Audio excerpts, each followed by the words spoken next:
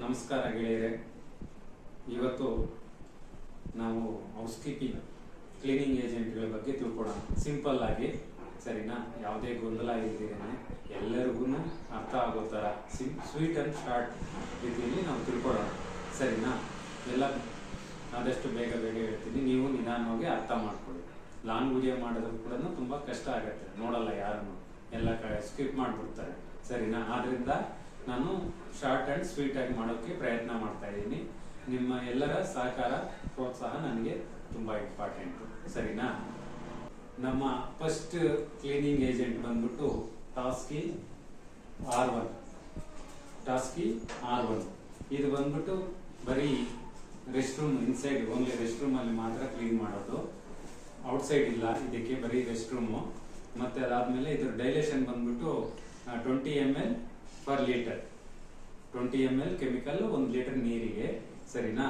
ಮತ್ತೆ ಇದು ಏನಕ್ಕಪ್ಪ ಅಂತಂದ್ರೆ ರೆಸ್ಟ್ ರೂಮ್ ಡಿಸ್ಇನ್ಫೆಕ್ಷನ್ ಮಾಡುತ್ತೆ ಮತ್ತೆ ಸ್ಯಾನಿಟೈಸ್ ಮಾಡುತ್ತೆ. Okay, next cleaning agent R2. ಇದು ಆಲ್ ಪರ್ಪಸ್ ಅಂತಾರೆ, ಎಲ್ಲ ಕಾಮನ್ ಏರಿಯಾ ಕೂಡ ಎಲ್ಲ ಯೂಸ್ ಮಾಡೋದು ಜಾಸ್ತಿ, ಎಲ್ಲದಕ್ಕೂ ಇದು R2. ಇದು ಬಂದ್ಬಿಟ್ಟು ಗ್ರೀನ್ ಕಲರ್ ಇಲ್ಲಿ ಇರುತ್ತೆ, ಇದರ ಕಲರ್ ಕೋಡಿಂಗು. ಇದು ಸೇಮ್ ಡೈಲೇಷನ್, 1 ಲೀಟರ್ ನೀರಿಗೆ 20 ml ಕೆಮಿಕಲ್ ಹಾಕೋಬೇಕು, ಸರಿನಾ? Next cleaning agent number 3 R3.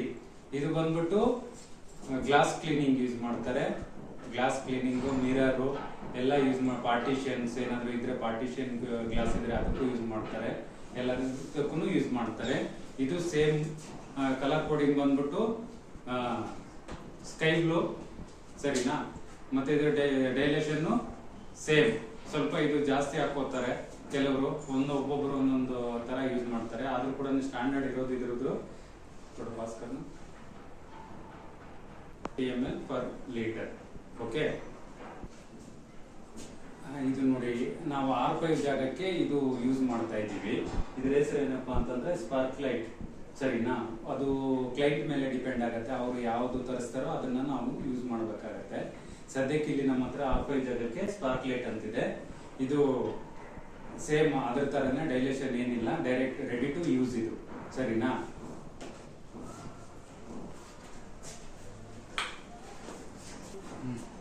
Cleaning agent 4 R4. ಇದು ವುಡ್ ಪಾಲಿಶ್, ವುಡ್ ಮೇಂಟೈನ್ ಗೆ ಯೂಸ್ ಮಾಡ್ತಾರೆ. ಇದು ರೆಡಿ ಟು ಯೂಸ್, ಡೈಲೇಷನ್ ಇಲ್ಲ ಇದಕ್ಕೆ, ಸರಿನಾ? ಇದು ವುಡ್ ಮೇಂಟೆನೆನ್ಸ್ ಅಂತ ಕರೀತಾರೆ ಶಾರ್ಟ್ ಆಗಿ, ಸರಿ? ಇದು ಕಲರ್ ಬಂದ್ಬಿಟ್ಟು ಇದು ವೈಟ್ ಇರುತ್ತೆ, ಇದು ಮತ್ತೆ D7 ಅದು ಸೇಮ್ ಇರುತ್ತೆ. Okay, R6. ಇದು ಕಲರ್ ಕೋಡಿಂಗ್ ಬಂದ್ಬಿಟ್ಟು ಡಾರ್ಕ್ ಬ್ಲೂ ಇರುತ್ತೆ, ಸರಿನಾ? ಇದು ಬಂದ್ಬಿಟ್ಟು ಹೆವಿ ಸ್ಟೈನ್ಸ್, ನಿಮ್ಗೆ ರೆಸ್ಟ್ ರೂಮ್ ಅಲ್ಲಿ ಟಾಯ್ಲೆಟ್ ಬೌಲು, ವಾಶ್ ಯೂರಿನಲ್ಸ್ ಅದಕ್ಕೆಲ್ಲ ಸ್ಟೈನ್ ರಿಮೂವರ್ಗೆ ಇದು ಯೂಸ್ ಮಾಡ್ತಾರೆ. ಇದಕ್ಕೂ ಡೈಲೇಷನ್ ಇಲ್ಲ, ರೆಡಿ ಟು ಯೂಸ್ ಕೆಮಿಕಲ್ ಇದು.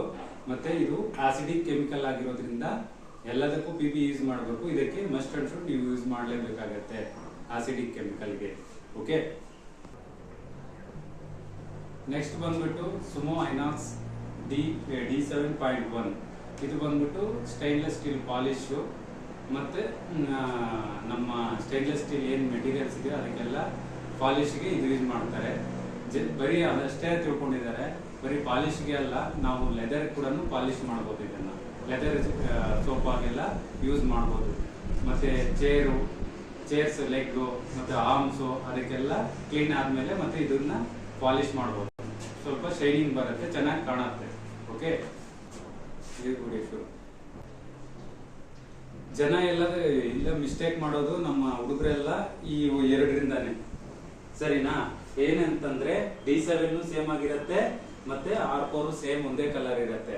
ವಿತೌಟ್ ಲೇಬಲ್ ಏನಾದ್ರು ಎಲ್ಲರೂ ಕನ್ಫ್ಯೂಸ್ ಆಗ್ತಾರೆ, ಕೆಲವರಿಗೆ ಎಕ್ಸ್ಪೀರಿಯನ್ಸ್ ಇರೋರು ಮಾತ್ರ ಅದು ಗೊತ್ತಿರತ್ತೆ, D7 ಯಾವ್ದು R4 ಯಾವ್ದು ಅಂತಂದ್ರೆ.